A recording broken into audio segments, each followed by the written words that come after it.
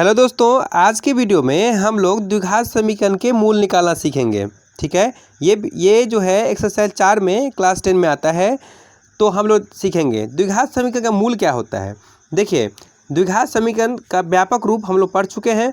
क्या होता है, किस रूप का होता है, तो ax² + bx + c, जो कि हम आप लोग को इस पहले वीडियो में बता चुके हैं। उसका लिंक हम डिस्क्रिप्शन बॉक्स में डाल देंगे। ठीक है, आप लोग वहाँ से जाकर के देख सकते हैं, अगर नहीं देखे हैं तो, नहीं तो वो मेरे चैनल पर पड़ा हुआ है, वहाँ से आप देख सकते हैं। ठीक है, तो ax² + bx + c ये जो था द्विघात समीकरण का क्या था, व्यापक रूप था, या ये कहें जो यही मूल रूप है, इसी पर ये स्ट्रक्चर है, इसी पे बनता है। ठीक है, तो ये द्विघात समीकरण था। तो सबसे पहली बात, ये मूल होता क्या है। ठीक है, तो द्विघात समीकरण का जो शून्यक होता है ना, शून्यक, यही शून्यक जो होता है वो शून्यक को ही हम क्या कहते हैं, उसका मूल कहते हैं। ठीक, क्या होता है, तो लिखेंगे द्विघात समीकरण का शून्यक जो होता है, बात समझे, द्विघात समीकरण का एक सेकेंड, थोड़ा ढंग से नहीं लिखा रहा है, एक मिनट थोड़ा रुक जाइए। हाँ देखिए, अब ठीक है। देखिए, द्विघात समीकरण का शून्यक जो है ना, शून्यक आप लोग 9th क्लास में बहुत ज़्यादा निकाले होंगे। ठीक है, द्विघात समीकरण का शून्यक ही इसका मूल कहलाता है। ठीक है, अब रही बात, ये शून्यक क्या होता है। ठीक है, शून्यक ही मूल कहलाता है। तो अब ये बात रही कि शून्य क्या होता है, तो शून्यक वो वैल्यू होता है, समझ गए। शून्यक जो होता है वो इस समीकरण में x का वो वैल्यू है, x का वह मान। ठीक है, x का वह मान जो इस समीकरण को का मान 0 कर दे, x का वह मान जो इस समीकरण का, ये जो समीकरण है हमारे सामने, ठीक है, इस प्रकार का समीकरण होगा, इस समीकरण का मान 0 कर दे। अगर वो 0 कर देता है, ठीक है, इस समीकरण का मान 0 कर दे, तो ये क्या कहलाएगा, इसका शून्यक या मूल कहलाएगा। ठीक है, तो ये क्या कहलाएगा, तो शून्य कहलाता है। ठीक है, यही शून्य कहलाएगा, चाहे यही मूल कहलाता है। बात समझ में आ गया। ठीक है, तो हम एक निकाल के देखते हैं जो समीकरण का शून्य क्या होता है, कैसे हम लोग समझते हैं। एक बार हम लोग इसे 9th क्लास में इसको निकाल चुके हैं। देखिए, एक सवाल है कि x बराबर 1/2, ठीक है, और x बराबर हम क्या करते हैं, 1/2 डालते हैं। 1/2 नहीं लीजिए, x बराबर 3/2 लीजिए। ठीक है, अब ये दो वैल्यू हमने लिया है, 1/2 और x बराबर 1/3, 3/2। अब देखेंगे कि ये समीकरण को कौन सा इसमें शून्यक है, ये हमको चेक करना होगा। ठीक है, चलिए हम दोनों अलग अलग लेकर के चेक कर लेते हैं तो कौन सा होगा। तो हम एक बार क्या करेंगे, x का वैल्यू अगर 1/2 बोला है, तो ये रख करके देखते हैं जो इसको क्या करता है, शून्य बनाता है कि नहीं बनाता है। अगर शून्य बना दिया तो यही इसका शून्यक होगा या यही इसका मूल होगा। नहीं बनाया तो शून्यक नहीं होगा। बात समझ रहे हैं कि नहीं समझ रहे हैं। तो अब देखिए, इसका स्क्वायर करेंगे हम, तो 2 × 1/4 घटे 5 × 1/2, यानी कि 5/2 + 3 बटा में 1 लगा सकते हैं आप। ये कट के 1/2 हो जाएगा, समझ गए ना। तो 1/2, इसको समझे ज़रा, 1/2 -5/2 + 3/1। अब 1 2 2 का लघुत्तम क्या होगा, 2। ठीक है, 1 - 5 + 3 दूना 6, तो 6 1 7 हो गया, 7 में से 5 गया, कितना हो जाएगा, 2। 2/2 कट के कितना आ जाएगा, 1 आ जाएगा। तो ये तो 0 नहीं हुआ। इसका मतलब ये जो है x का वैल्यू 1/2 जो है, ये इसका मूल नहीं हो सकता है, ये इसका शून्यक नहीं हो सकता है। ठीक है, अब हम क्या करेंगे, इसको हम जो है अब x बराबर 3/2 रख करके देखते हैं। ठीक है, x बराबर क्या करेंगे हम लोग, 3/2 रख करके देखते हैं इस मान में।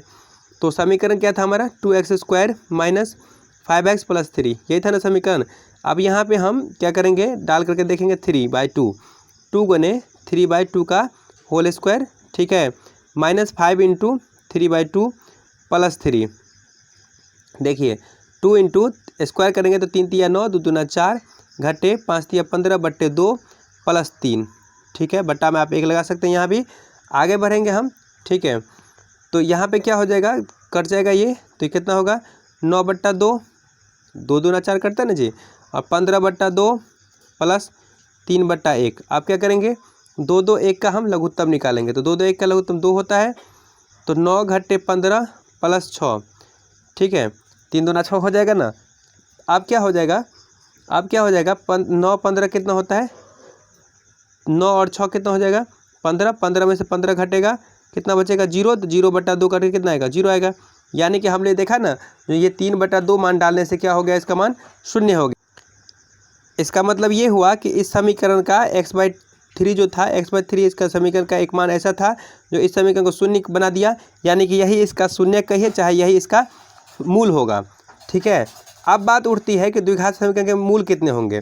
ठीक है, तो देखिए द्विघात समीकरण के हमेशा याद रखिए, नाम से स्पष्ट है द्विघात, तो द्विघात समीकरण के मूल भी 2 ही होंगे, या शून्य कहें तो 2 ही होंगे। समझ गए कि 2 मूल होते हैं। ये क्वेश्चन 2 बार पूछ चुका है बिहार बोर्ड में, है ना, जो द्विघात समीकरण के मूल कितने होते हैं, तो द्विघात समीकरण के 2 मूल होते हैं, याद रखेंगे, चाहे 2 शून्यक होते हैं, दोनों एक ही बात है। बार बार हम बता रहे हैं, आपको कंफ्यूज करने के लिए कुछ पूछ सकता है। ठीक है, तो अब हम चलते हैं अपने मूल बात पर, जहाँ पे हम थे, क्या कह रहे थे कि इस समीकरण का हम लोग कैसे मूल निकालेंगे। ठीक है ना, यही था ना हमारा क्वेश्चन। तो जो हम समीकरण का मूल कैसे निकालेंगे, तो समीकरण का मूल हम लोग जो है ना वो 2 तरीक़ा से निकाल सकते हैं। एक विधि है, एक जो है वो है क्या, आप गुणनखंड विधि से निकालेंगे। कौन विधि से, गुणनखंड विधि से। गुणनखंड विधि में हम लोग क्या क्या इस्तेमाल करते हैं, एक इस्तेमाल करते हैं कि मध्य पद को तोड़ देते हैं, मध्य पद को 2 भाग में बांट देते हैं। समझ गए, मध्य पद को 2 भाग में बांटकर उससे बना लेते थे कॉमन दे करके, याद होगा। इस पर भी हम क्वेश्चन आपको दिखाते हैं।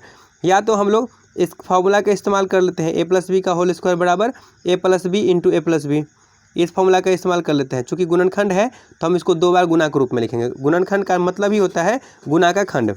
ठीक है, गुना का खंड, इसलिए इसका नाम है गुणनखंड। ठीक है, अब a-b का होल स्क्वायर है तो इसको भी हम लिखेंगे a-b इंटू a-b। ठीक है, और अगला जो है a का स्क्वायर माइनस b का स्क्वायर अगर है, a का स्क्वायर माइनस b का स्क्वायर अगर होता है तो हम बताए थे जो टोपी हटाओ जोड़ो घटाओ, यानी कि इसको जोड़ो और इसको घटाओ। ठीक है, ये इस तरीके से हम लोग इतने सूत्र के पर हम लोग गुणनखंड को तोड़ लेते हैं। समझ गए ना, इतने तो मूल निकालने की ये गुणनखंड विधि हो गई, इस विधि से हम लोग बना लेंगे। समझ गए। और एक विधि होता है जो कि द्विघात समीकरण वाला विधि है, समझ गए, इसको हम लोग द्विघात सूत्र कहते हैं। ठीक है, कौन सा सूत्र कहते हैं, द्विघात सूत्र कहते हैं। तो द्विघात सूत्र विधि से कैसे निकलेगा, ठीक है, तो वो भी आप सूत्र लिख लें। द्विघात सूत्र विधि है, समझ गए। हम दोनों विधि से आपको एक एक सवाल बना करके दिखा देते हैं इस वीडियो में, आप लोग बढ़िया से सीख जाइएगा। द्विघात सूत्र विधि है, तो द्विघात सूत्र विधि क्या होता है, इसमें क्या होता है, सूत्र हम लोग लिखते हैं जो x बराबर -b प्लस √b का स्क्वायर माइनस 4ac बट्टे में 2, एक ये हो गया 2a, समझ गए ना, बट एक ये हो गया। ये हम 2 बात करेंगे, क्यों 2 होगा, क्योंकि अभी मैंने आपको बताया था कि द्विघात समीकरण के मूल कितने होते हैं, 2, तो एक मूल यहाँ से निकल जाएगा। ठीक है, और दूसरा मूल जो हम निकालेंगे वो सिर्फ ठीक ऐसे ही फॉर्मूला लिखेंगे, बस अंतर क्या करना है, यहाँ पे रूट माइनस कर देना है, यहाँ पे क्या कर देना है, माइनस कर देना, b स्क्वायर माइनस 4ac बट्टा 2m। जब मध्य पद से बन ही रहा था तो फिर हम इसको क्यों लाए हैं, तो देखिए हर सवाल मध्य पद से नहीं टूट सकता है, इस बात को आपको जानना। हर सवाल को हम लोग मध्य पद तोड़ करके नहीं बना सकते हैं, इसलिए किसी सवाल में जब हम फंस जाएंगे तो इसी सूत्र का व्यवहार करेंगे। इस सूत्र का व्यवहार करेंगे, पक्का उसका गुणनखंड निकल जाएगा और उसका मूल निकल जाएगा। ठीक है ना, यहाँ तक समझ में आ रहा है आपको बात को। तो हम लोग कौन कौन विधि पढ़ेंगे, एक द्विघात सूत्र विधि से चलेंगे, कौन विधि से, एक द्विघात सूत्र विधि से चलेंगे, या एक जो है गुणनखंड विधि से चलेंगे। गुणनखंड विधि में हम लोग 4 तरीका अपनाते हैं, 4 सूत्र का यूज कर सकते हैं, या 3 सूत्र, और एक हो गया मध्य पद को 2 भाग में तोड़ने की विधि। ठीक है, इन सारे चीज़ों से आप बना लेंगे, बड़ी आसानी से बन जाएगा। ठीक है, समझ रहे हैं ना। तो एक क्वेश्चन हम लोग देखते हैं मध्य पद तोड़ने वाला, आप लोग को याद आ जाएगा। ठीक है, आप लोग बहुत होशियार है, आप लोग को आता है पहले से। चलिए एक क्वेश्चन है, देखिए जरा एक question, x² minus 3x minus 10, ठीक है, 10 है कि आपको पूछ रहा है कि मूल निकालें, कि मूल ज्ञात करें। ठीक है ना, आपसे ये पूछेगा कैसे निकालेंगे आप इसका मूल, बताइए इसका मूल कैसे निकालेंगे। तो हमने कहा है क्या, जो मूल और शून्य एक ही बात होता है, आप उसको कर सकते हैं। कैसे करेंगे, देखिए हम आपको बोले हैं कि सबसे पहले हम लोग मध्य पद तोड़ने का प्रयास करते हैं, जिससे कि हमको आसानी हो जाती है। तो इसमें क्या होगा, मध्य पद 3 है, तो 3 को ऐसे 2 भाग में बटाइए जो कॉमन आ जाए। तो इसका तो कोई सूत्र होगा ना, ठेकाने तो नहीं तोड़ लेंगे, 3 तो बहुत सारे संख्याओं से 3 हम ला सकते हैं। ठीक है, तो हम लोग क्या करेंगे, इसमें तुक्का नहीं मारेंगे, हम लोग इसका तरीका सीख लें। ये पहला पद जो है ना, पहला पद का अंक उठाएंगे और तीसरा पद का अंक उठाएंगे। तो पहला पद में अंक है 1 और तीसरा पद में अंक है 10। तो 1 और 10 का हम लोग क्या करेंगे, गुना कर देंगे। कितना हो जाएगा, 10 होगा।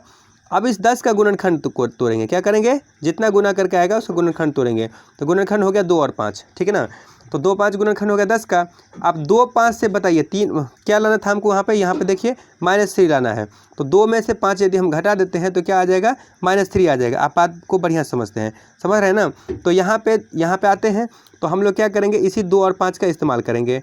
यहाँ पर हम लोग लिखेंगे +2x -5x -10। कहेंगे आप x क्यों लगा दिए, x इसलिए हमने लगाया क्योंकि यहाँ पे x था। तो 2 में से 5 घटाएंगे तो सिर्फ हमको -3 बचेगा, लेकिन हमको चाहिए -3x, तो हमको दोनों में x लगाना पड़ा, ठीक है। तो यहाँ पे हम बराबर 0 कर देते हैं, ठीक है। कोई भी समीकरण के बराबर 0 लिख सकते हैं हम आप, ठीक है। बराबर यहाँ पर सवाल में भी 0 था, ठीक है। चलिए आगे बढ़ते हैं। अब हम लोग क्या करेंगे, यहाँ से उभयनिष्ठ लेंगे, जिसको कि हम लोग कहते हैं कॉमन लेना, ठीक ना। इस दोनों में कॉमन क्या हो सकता है, तो आप लोग को कुछ आदमी को आता भी होगा, कुछ को नहीं आता होगा, इसलिए मैं इसको भी बता देता हूँ। देखिए दोनों में से कॉमन लेना है। x² का मतलब होता है x गुने x और 2x का मतलब होता है 2 गुने x। समझते हैं कि नहीं समझते हैं। और यहाँ पे 5x का मतलब होता है 5 गुने x और 10 का मतलब हुआ 2 गुने 5। मतलब हम क्या किए, इसको गुणनखंड तोड़ दिए, फैक्टर कर दिए, छोटे छोटे टुकड़े बांट दिए, ठीक। अब देखिए इसमें क्या है, उभयनिष्ठ क्या है। यहाँ पे देखिए इस दोनों में, इसमें भी x है, इसमें भी x है, तो हम ax कॉमन ले लेते हैं। तो यहाँ पे 1x बचेगा, यहाँ पे क्या बचेगा, 2 बचेगा। समझ रहे हैं ना बात को। अब इधर आइए कॉमन लेने के लिए, तो दोनों में माइनस है ना, दोनों माइनस, तो दोनों में माइनस है तो माइनस कॉमन हो जाएगा, और दोनों में 5 भी है तो 5 कॉमन हो जाएगा। बचेगा यहाँ पे क्या, x। अब चूंकि ये x, ये यहाँ का माइनस तो हम कॉमन ले चुके हैं, तो इसलिए यहाँ पे क्या होगा, +2। अगर किसी का कर्जा खत्म हो जाता है तो क्या होता है, प्लस में रहता है ना, वो माइनस में नहीं रहता है। समझ गए। तो यहाँ तक आ गया बात। अब आगे हम लोग क्या करेंगे, इस x को और इस -5 को हम लोग एक डब्बा में रख देंगे। यहाँ पर -5 हो चाहे +5 जो भी रहता है, हम उसको एक साथ डिब्बा में रख देते हैं, और x + 2 को हम लोग यहाँ पे रख देते हैं। ये आपका गुणनखंड टूट गया। ऐसे आप लोग पहले भी बना चुके हैं, 8th क्लास में भी बनाए हैं, 9th क्लास में भी बनाए हैं, ठीक है। तो अब जो है यहाँ पे इसको हम इसके बगल में रखेंगे, क्योंकि हमको इसका शून्य निकालना है, ठीक है। x + 2 = 0, ठीक है ना। बात यहाँ तक समझे। अब क्या करेंगे, यहाँ पे -5 है तो उधर जाएगा तो +5 होगा ना, +5। तो x = 0 में 5 जोड़ेंगे तो 5 आएगा। और यहाँ पर देखिए +2 है तो इधर जाएगा तो -2 होगा। अब x में 0 में से 2 घटेगा तो क्या होगा, -2 होगा। तो इसका मूल क्या क्या हो गया, इसका मूल क्या क्या हो गया, तो इसका शून्यक लिखें चाहे मूल लिखें, क्या लिख सकते हैं हम, शून्यक या मूल, जो आपको सूट करे, जो सवाल में पूछे वो आपको लिख देना है। 5, -2, इसके 2 शून्यक हो गए, ठीक है। अगले वीडियो में हम लोग इसको साबित भी करेंगे, तो ये इसके मूल हैं कि नहीं है ये भी साबित हो जाएगा, ठीक है। तो ये सवाल था आपका। हमने इसको किस विधि से बनाया, गुणनखंड विधि से बनाया, लेकिन इसका मध्य पद तोड़ करके बनाया, ठीक है ना। कुछ सवाल ऐसे होंगे जो हम लोग डायरेक्ट फार्मूला पे बना लेंगे, ठीक है। एक सवाल देखते हैं डायरेक्ट फार्मूला पर बनने वाला सवाल। 100x² है ना, और -20x और +10, ठीक है, सॉरी +1 = 0। देखिए इसको हम मध्य पद पे भी तोड़ेंगे तो बनेगा, ठीक है ना। ये सवाल मध्य पद पे भी तोड़ने पे बन रहा है, लेकिन चूंकि हमने कहा है कि आपको सूत्र पर दिखाऊंगा, तो आपको मैं सूत्र पे दिखाता हूँ। इसको हम 10x का स्क्वायर लिख सकते हैं, तो 100x² हो जाएगा ना।